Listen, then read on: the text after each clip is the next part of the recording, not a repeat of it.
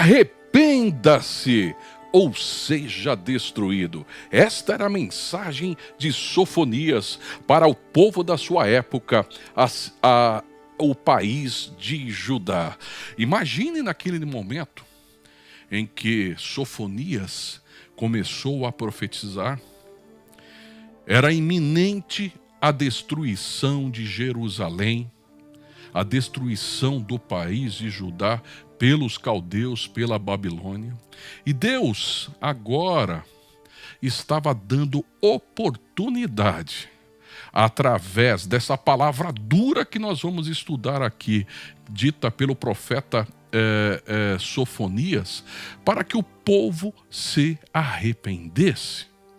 E era interessante que nessa época, nós estudamos nas aulas passadas sobre o profeta Abacuque, e Abacuque ele trouxe a mensagem, mas já não como mensagem de arrependimento, mas a certeza do juízo e o consolo para os justos. Aqui nós retroagimos um pouco no tempo, vamos estudar no período ainda do rei Josias, que estava ali promovendo uma reforma religiosa em Judá, e estava de novo o culto sendo retomado, e o profeta Sofonias estava ali incentivando o povo de deixar de pecar e voltar novamente a cultuar a Deus. Mas algumas lições que eu gostaria de trazer aqui antes de nós adentrarmos diretamente no livro de Sofonias. Gostaria de falar sobre a força do pecado.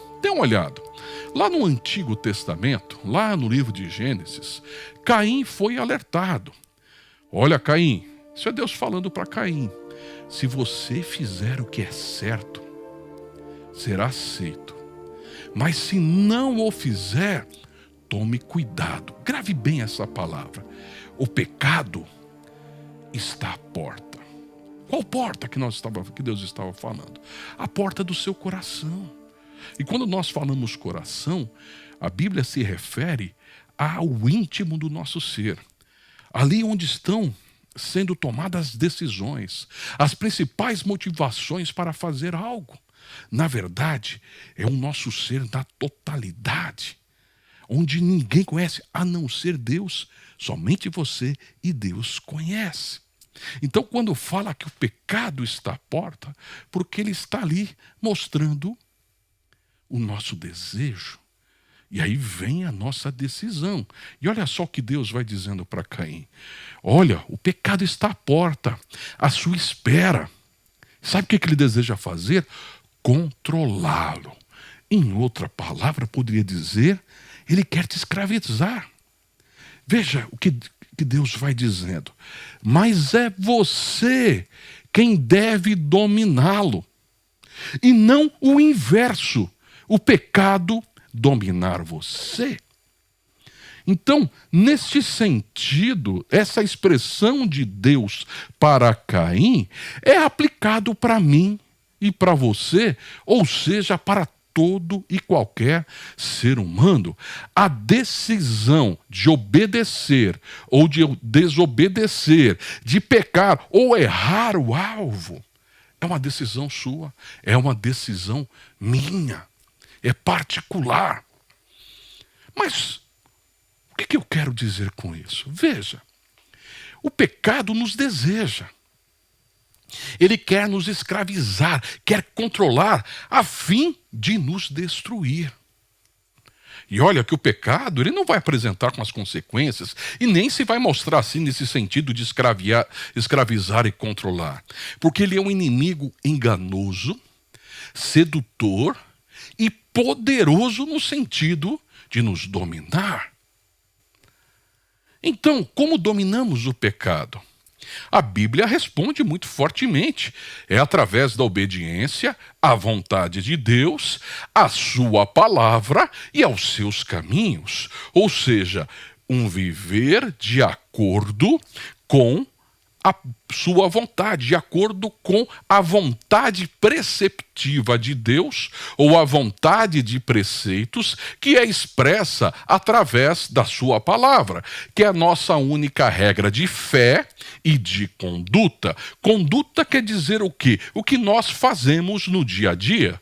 Olha só o que o apóstolo Paulo fala em Romanos 6:16. Vocês não sabem que se tornam escravos daquilo a que escolhem obedecer?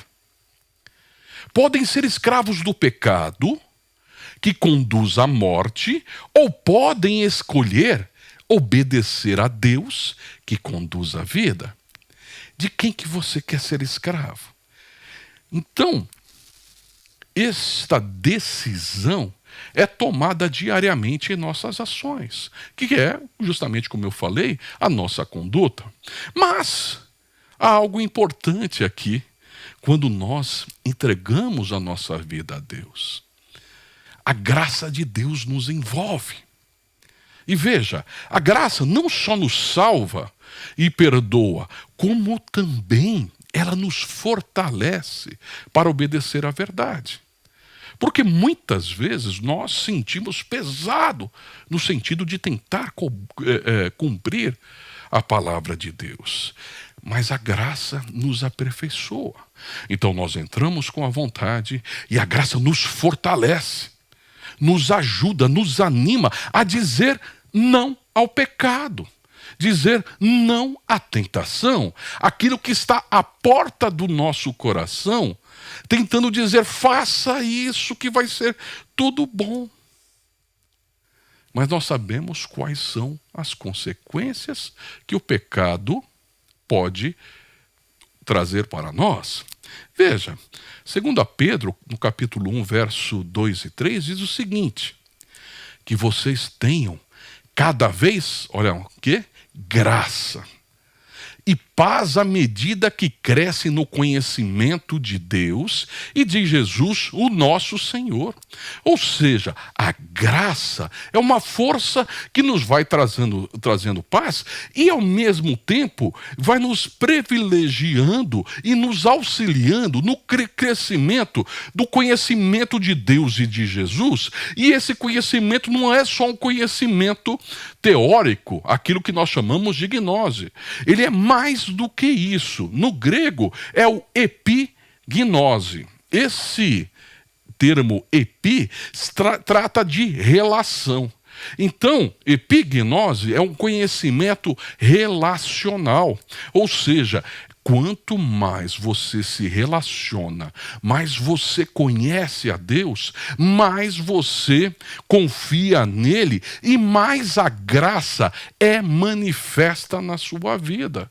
Consequentemente, o dizer não ao pecado torna-se mais forte por conta de que o teu coração está assim cheio da palavra de Deus, cheio do conhecimento dele, cheio do Espírito Santo. E veja o que o apóstolo Pedro vai dizendo. Deus, com seu poder divino, olha só, nos concede tudo de que necessitamos para uma vida de devoção, ou seja, uma vida piedosa. Essa força de fazer a vontade de Deus, ela vem como fruto do Espírito em nós, que nos ajuda a cumprir a palavra dele. E é interessante que aparentemente, você viu que eu usei a expressão, parece pesado. O apóstolo vai dizer, o apóstolo João em uma das suas epístolas, dizendo, olha, quem diz que ama a Deus, obedece os seus mandamentos. E os seus mandamentos não são pesados. Mas por que eles não são pesados? E por que a demonstração do nosso amor ao Senhor está ligado à obediência? Porque não basta só, por exemplo, se você conhecer alguém, né, que vai dizer, olha, eu te amo. Será que a pessoa realmente te ama simplesmente por falar? Ou a demonstração do amor ocorre não só no falar, mas no fazer, nas ações. Da mesma forma, quando nós falamos que amamos a Deus, muito mais do que amar e do que falar, é obedecer. E aí o mandamento, ele não se torna pesado, porque quando fazemos algo por amor, nós queremos estar com a pessoa, queremos conversar com a pessoa, queremos entender a sua vontade. Na verdade, o Espírito Santo vai mudando quem nós somos. Então, fazer a vontade de Deus, que era algo contrário à nossa natureza carnal, e de fato ela é, ao nos tornarmos mais espiritual, mais natureza de Deus nós vamos tendo. Consequentemente, o nosso ser está sendo mudado, o nosso caráter está sendo mudado, o nosso temperamento está sendo mudado e moldado na forma do ser perfeito, que na verdade é a estatura do varão perfeito, que é Cristo. Então, essa mudança vai nos transformando o nosso DNA a ponto de fazer a sua vontade é algo natural para nós. Sabe por quê? Por exemplo, quando Jesus Cristo falou, olha, você deve amar o seu irmão 70 vezes 7 por dia, ou seja, 490 vezes por dia. O que Jesus queria fazer? Nossa, vai ficar contando, criando um contador de vezes que você perdoa alguém? Não. Ele estava dizendo, é tão natural o perdoar, que é inerente à natureza, que vocês não se importam. Você percebe que a questão não é quantidade, mas o que é o que você é.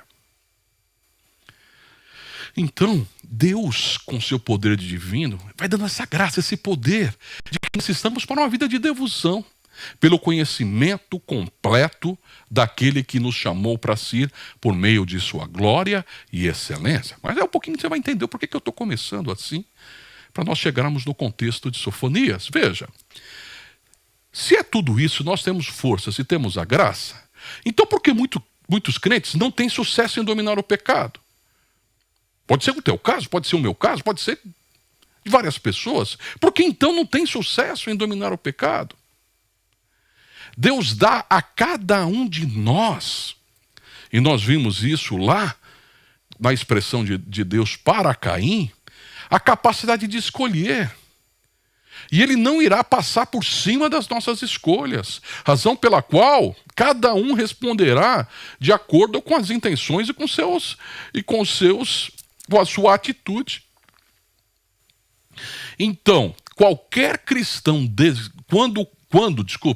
quando qualquer cristão desobedece a Deus, o pecado ganha vantagem sobre ele. Então, por que alguém permitiria isso? Por que então que o cristão acaba sendo dominado pelo pecado? Isso só pode acontecer, veja, lembra nós estamos dizendo, presta atenção, que o pecado está à porta do coração. Ele só pode acontecer se o pecado convencer um crente, um cristão, que o algo desejado é mais benéfico do que a obediência a Deus. O benefício que você vê de ponto imediato do pecado é melhor do que a dor da disciplina em obedecer a Deus.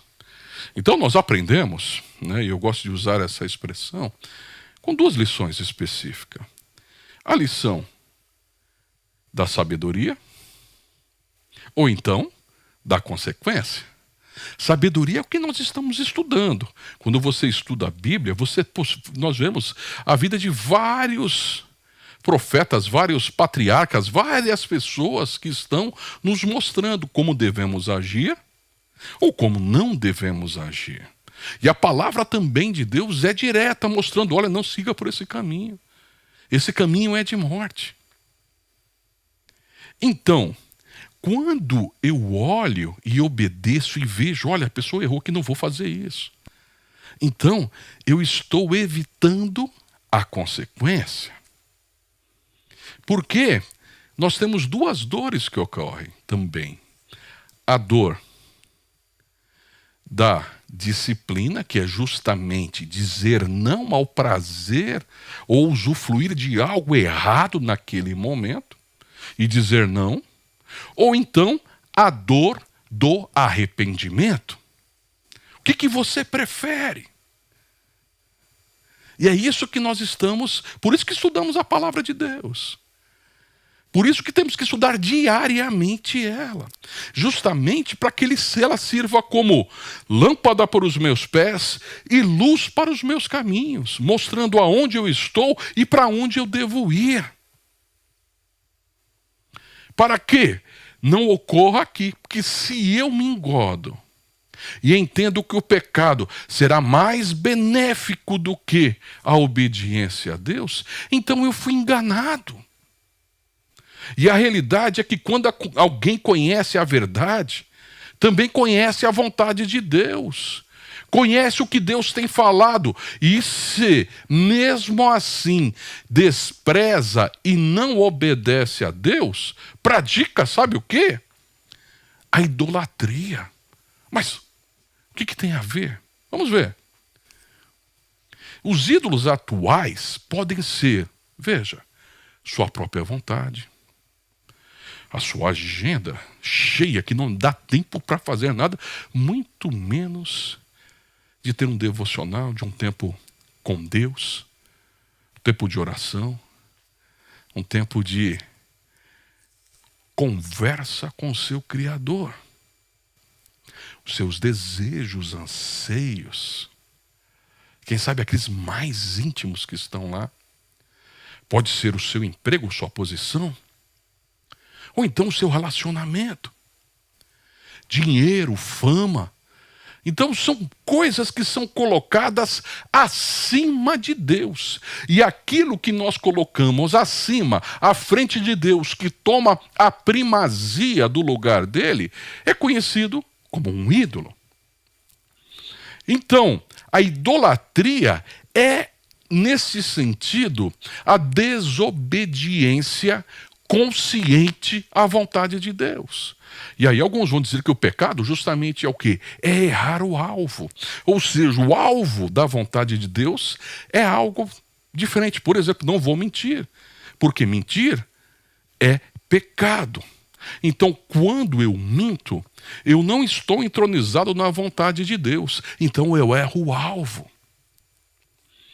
E aí, a idolatria é a desobediência consciente à vontade de Deus, então é pecado. É quando você tira ou dá força a algo ou alguém que fica superior a Deus. E esse alguém ou algo acaba sendo a fonte da nossa vida, a fonte da nossa alegria, a razão de nós existirmos. E aí, quando tiramos o local de Deus e alicerçamos nessas coisas etéreas, quando perdemos, alguns até têm tirado a vida. E a razão de estarmos falando é um pedido muito claro para você. Coloque Deus em primeiro lugar na sua vida. Busque a Ele, ame a Deus acima de todas as coisas. De todo o teu coração, de toda a tua mente, de toda a tua alma. Isso é mandamento de Jesus Cristo. Mas, na idolatria, é diferente quando um crente cai em pecado e logo se arrepende. Na verdade, a idolatria é quando um crente, um cristão, se entrega ao pecado. E aí vai ocorrer o que vocês estão enxergando aqui: prisão. Esse homem, então, ou essa mulher, elevou seus desejos acima da vontade de Deus e, com isso, construiu um ídolo. E a esse ídolo ele está colocando toda a sua vida. E toda a sua vida segue em volta desse ídolo. E há uma consequência em relação a isso. A idolatria nos leva a endurecer o nosso coração para o que Deus diz. Nos torna insensíveis à palavra de Deus e à sua vontade.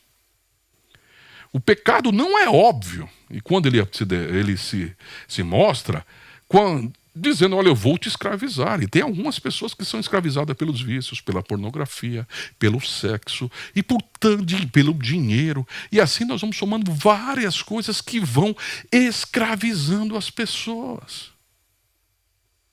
E ele se apresenta, né, não com essa intenção, mas como se fosse de boa. Você vai ser feliz se você fizer isso. E, na verdade, aquela felicidade nunca é alcançada por esses meios. Ela é etérea, uma alegria passageira. E é enganoso o pecado e nos controla ao ponto de endurecer o nosso coração, tornando difícil sentir, entender ou então ouvir a direção do Espírito Santo em nossa vida. Então, quando desobedecemos pela primeira vez, quando pecamos dessa forma, olha, a nossa consciência fala conosco.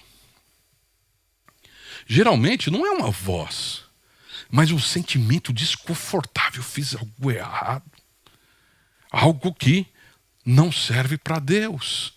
Então, é como se o nosso coração gritasse: você errou o alvo. Desviou-se do caminho da vida e deve corrigir o curso através do arrependimento e pedindo perdão. Se você faz isso e deixa, maravilha. E é essa a vida do cristão. Pequei, volto, me arrependo, volto para o caminho. O acerto, o arrependimento não é uma ação de um dia, mas é ação de uma vida. É sempre um processo. Olha, eu estou aqui, volto, me arrependo, volto para o caminho. Essa é a diferença. Não me entrego ao pecado. Mas, se eu ignoro a voz da nossa consciência, essa voz, aquele sentimento que nós estamos dizendo que é impulsionado pelo Espírito, parece que um véu cobre o nosso coração. E aí já torna um pouco menos sensível. Se eu faço isso de novo, vem outro véu e cobre mais, de novo. E aí eu vou ficando menos sensível. E esse processo vai ficando de uma forma contínua, de forma que a nossa consciência torna-se insensível e o nosso coração endurecido à voz da consciência, à voz do Espírito Santo, à voz da palavra de Deus. Ou seja, nós acabamos nos entregando à idolatria. Deixamos de sentir o Espírito Santo e nos tornamos totalmente insensíveis a Ele. E aí o que acontece? Agora podemos pecar regularmente, sem nenhum sentimento de arrependimento. Porque a nossa mente foi cauterizada a nossa consciência. E aí entramos nessa fase deprimente, que é o estado da prática do pecado. Mas ainda podemos receber perdão e ser restaurados, mas teremos pouco desejo que isso aconteça. Sabe por quê? Já não vemos mais o nosso pecado como pecado. Ou seja, parece que o pecado não é mais pecado, não é pecado mais. O próximo passo de Deus, ainda operando com paciência, com longanimidade, é que Ele vai nos enviar um profeta, um pastor, um amigo para nos alcançar. E veja, com uma mensagem, de repente você ouve aquela mensagem, mas parece que o fulano está sabendo o que está acontecendo. Parece que o pastor está sabendo o que está acontecendo. Olha, essa palavra que eu vi aqui está falando diretamente comigo. Mas ocorre algo, né? Ainda há chance de arrependimento. Mas se nós não dermos ouvido ao mensageiro, o próximo passo que Deus usa para nos alcançar, aí é de circunstâncias difíceis, sofrimento, tribulações e até aflições, para chamar a nossa atenção. E aqui nós entramos, então, no contexto do livro de Sofonias. O propósito foi alertar o povo de Judá do iminente juízo de Deus sobre eles e os países vizinhos, para evitar que as circunstâncias difíceis chegassem, as tribulações, o sofrimento de um exílio de morte que ocorreria dali a poucos anos à frente. Então um profeta de Deus estava sendo enviado, Sofonias, para alertar o povo de Judá, chamando ele ao arrependimento,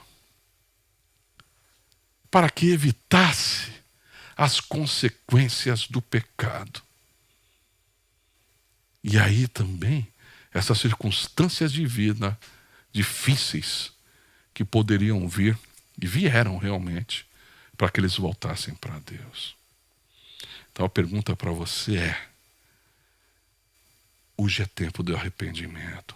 Largue o pecado, se volte para Deus. Mesmo que todo mundo esteja fazendo, Deus não aceita isso. Você sabe que é pecado. Você está assistindo hoje sabendo que Deus está falando com você. É tempo de arrependimento. Como eu falei no início, a graça do Senhor nos invade.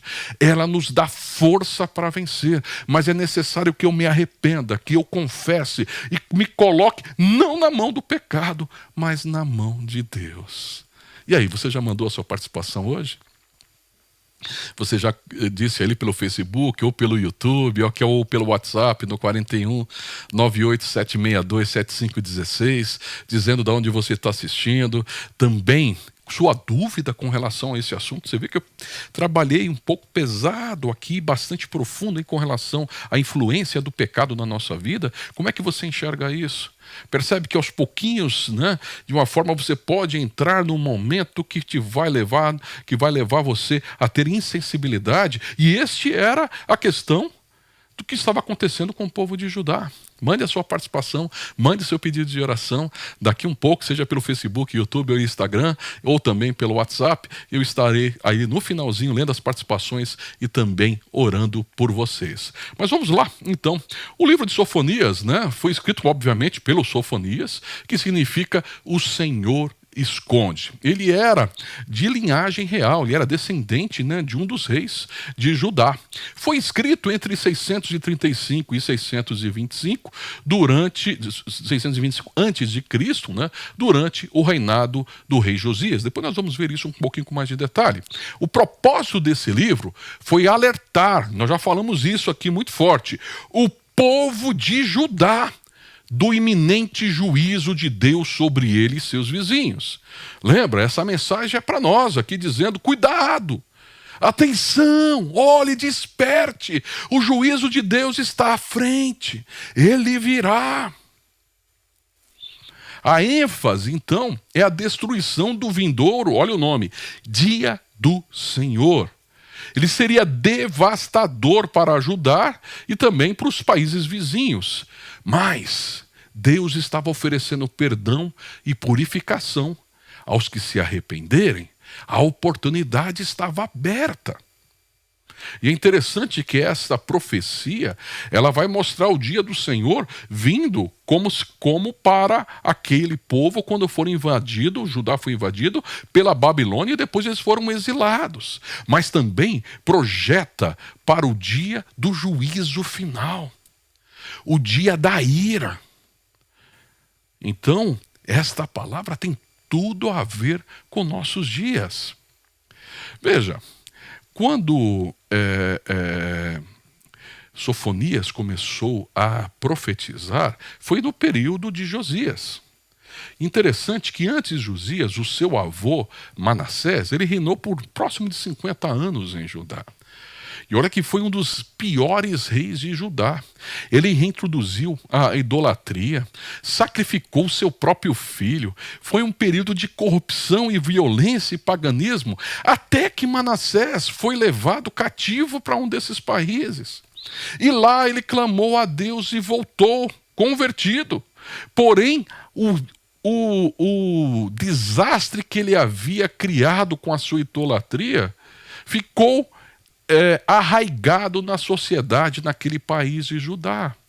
Da mesma forma, o seu filho Amon seguiu o mesmo caminho de Manassés, não o caminho no final da vida de Manassés, mas o caminho antes, de idolatria, e acabou sendo assassinado. A ponto de seu filho, Josias, com 8 anos, ele teve que assumir o reinado. E ele, ele acabou sendo tutorizado, né? Hoje nós usamos a mentoria, né? Então tinha um mentor dele lá, que era um sacerdote, e ajudou Josias a viver de acordo com a palavra de Deus. Então, ele promoveu uma grande reforma religiosa, né? E trazendo aquele país novamente para servir a Deus. Então ele abriu o templo, tirou todos os ídolos e foi divulgando isso pelas cidades de Judá. E aí é interessante que o livro da lei foi reencontrado, que estava lá guardado dentro do templo, e ninguém mais lia ele. E quando Josias, através da limpeza do templo, os sacerdotes descobriram, levaram para ele, ele chorou. E aí houve, ao longo de todo aquele país de Judá, a divulgação novamente da lei, e aquele país, né, viveu uma reforma religiosa, mas porém ela não foi profunda. Quando Josias veio a morrer, novamente voltou à idolatria. Mas para nós interessa, no conceito de Sofonias, entendermos que foi nesse período aqui da reforma religiosa que Sofonias começou a profetizar, conclamando o povo ao arrependimento. As condições morais, então, e religiosas prevalecentes lá na época de Sofonias eram baixas, realmente de baixa moral, por causa da influência maligna, como eu falei, do reinado de Manassés e Amon. O longo reinado de Manassés foi um período também que ele foi dominado pela Síria, que era uma potência da época. E essa submissão indicava também submissão e servir aos deuses assírios.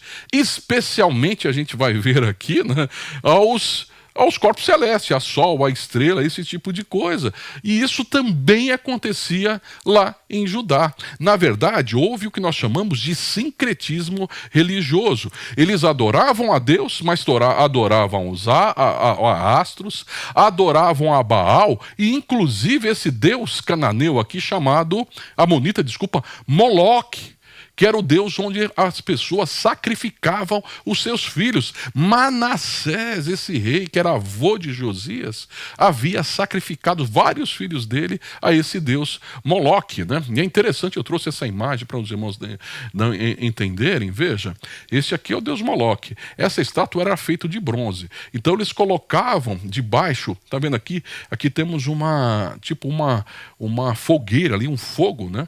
Então esses braços eram de bronze, e esse braço era aquecido. Então eles chegavam com o recém-nascido e colocavam naquela figura, naquele braço de bronze, aquela criança. E a criança era totalmente queimada na mão desse ídolo, com os braços aquecidos. Que coisa terrível era esse sacrifício a esse deus Moloque.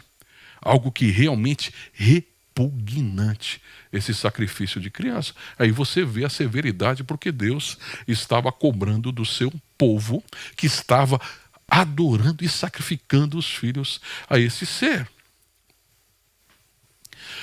O livro é composto de 3 capítulos, né? O capítulo 1 vai tratar de um aviso de juízo. O capítulo 2 até quase o final do 7 ali, a meado do capítulo 3, né, verso 7, vai falar de um chamado ao arrependimento. E a partir do verso 8 do capítulo 3 até o final, vai falar de uma promessa de restauração. E veja como é que começa então, né, a profecia de Sofonias. Este dia terrível do Senhor se aproxima. Ele virá depressa, será um dia de amargura, em que até os homens fortes, eles vão gritar de terror. Todos vocês, humildes, busquem o Senhor e sigam as suas ordens. Busquem a justiça e vivam com humildade. Talvez o Senhor os proteja no dia da sua ira. Então, há uma expressão muito clara de mostrar um evento cósmico que abrangeria toda a humanidade, e aí também uma chamada para o arrependimento.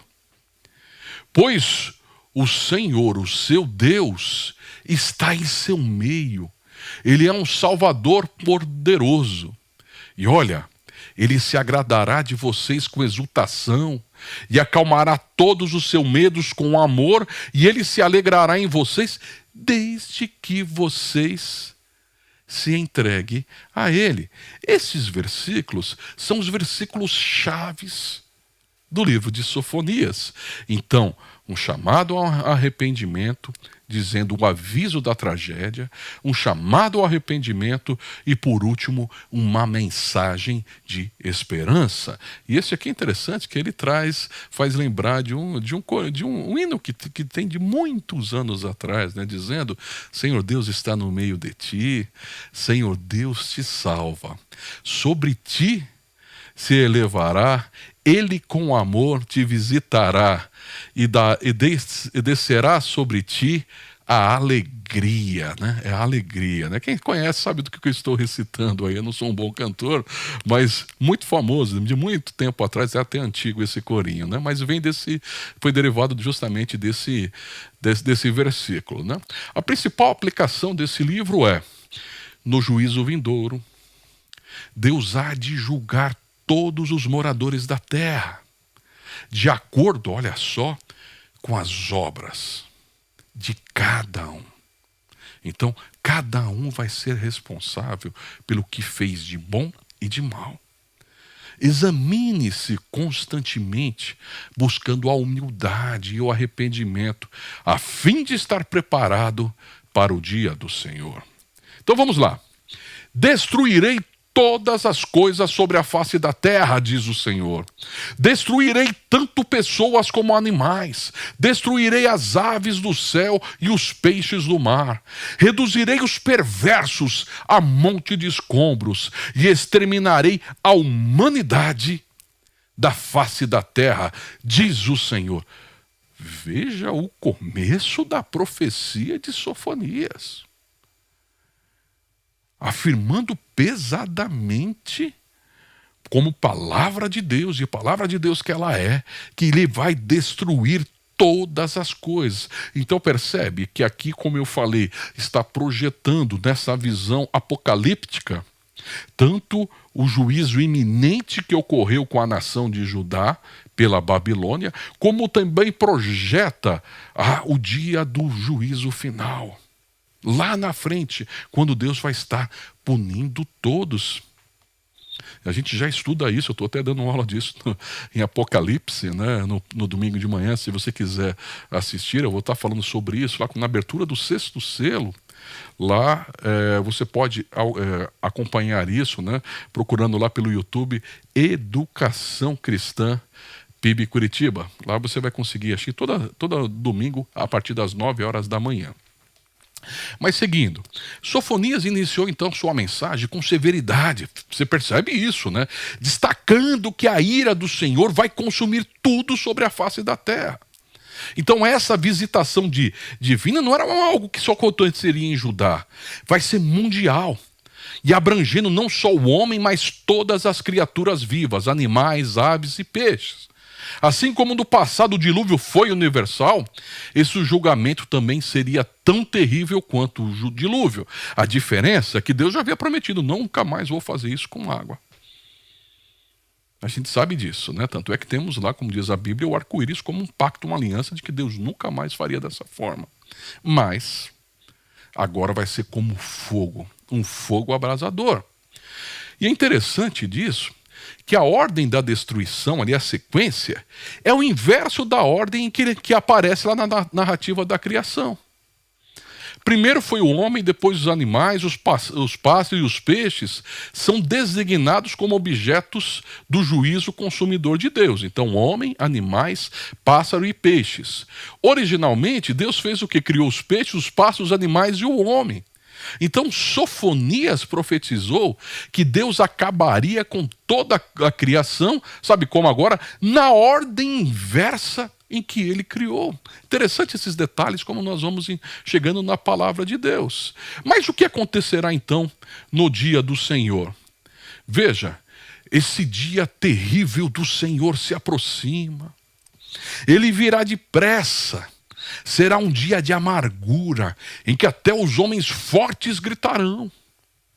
Será um dia em que o Senhor vai derramar a sua ira, dia de sofrimento, dia de angústia, dia da ruína, de desolação, dia de escuridão, dia de trevas. Percebe que o texto do tema aqui é pesado.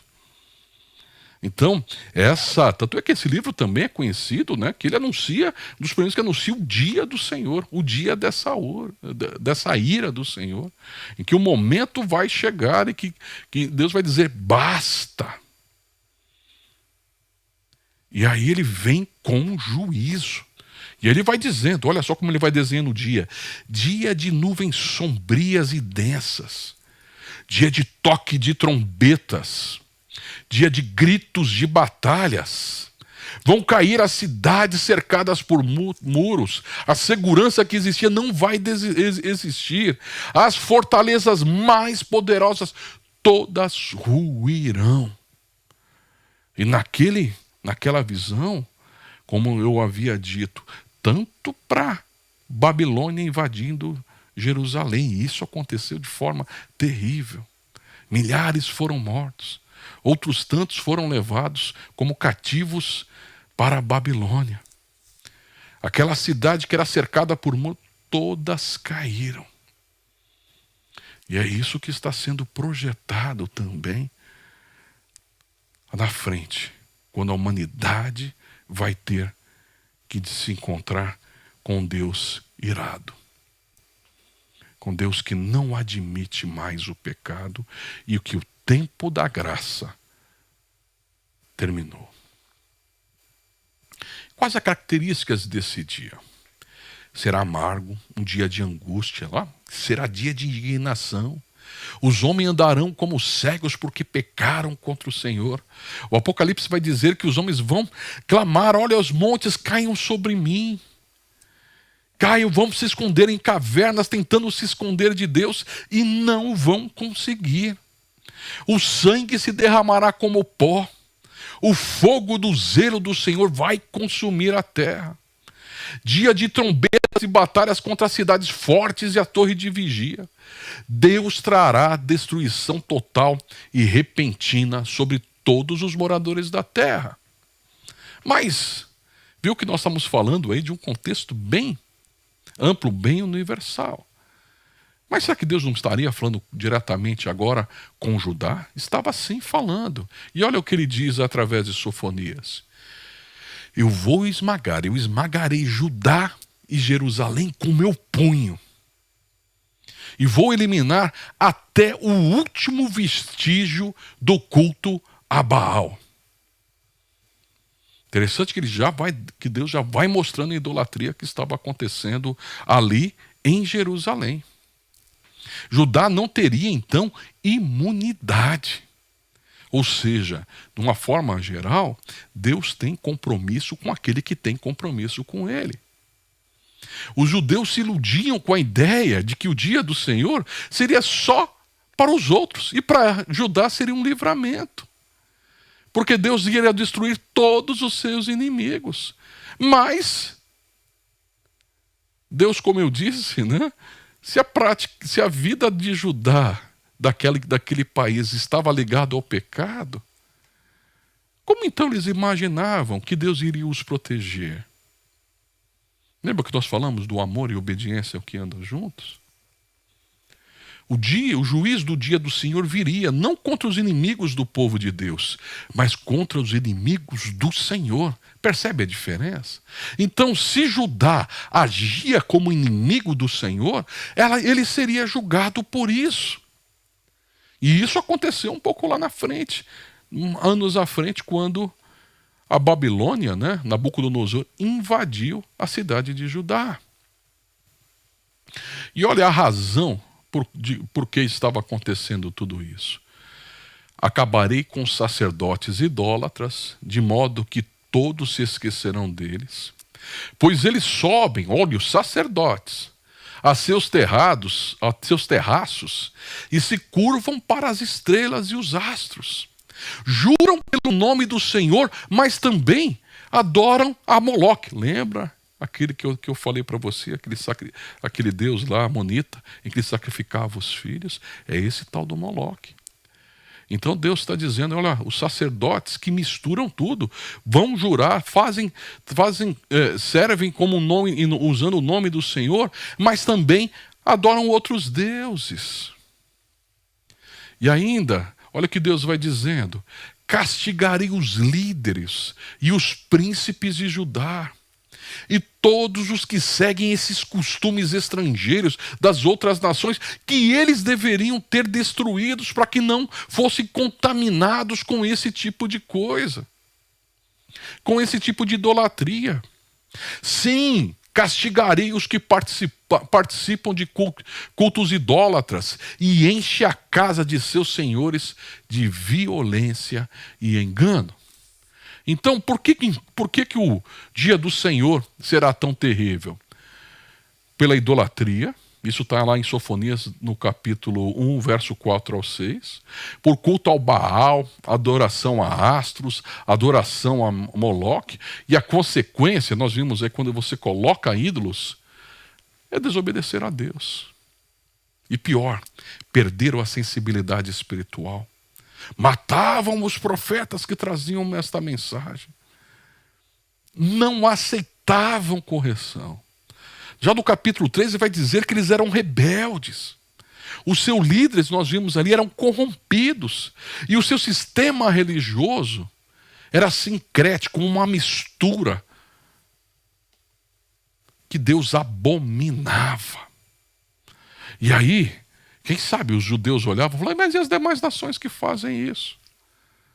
E aí Deus também profetizou através de Sofonias. Eles serão destruídos. São países orgulhosos, rebeldes, idólatras, soberbos. Eles agem com arrogância, inclusive são escarnecedores de Deus. Então o juízo não atingiria somente Judá, mas também aos países que estavam ali, vizinhos a eles. A destruição se aproximava porque Judá abandonara o Senhor. O povo adorava a Baal, Moloque, as hostes estelares, esses astros. Até mesmo, nós vimos ali, os sacerdotes mesclavam as práticas pagãs com a fé em Deus, que era o sincretismo religioso. Então, o castigo por causa do pecado estava a caminho.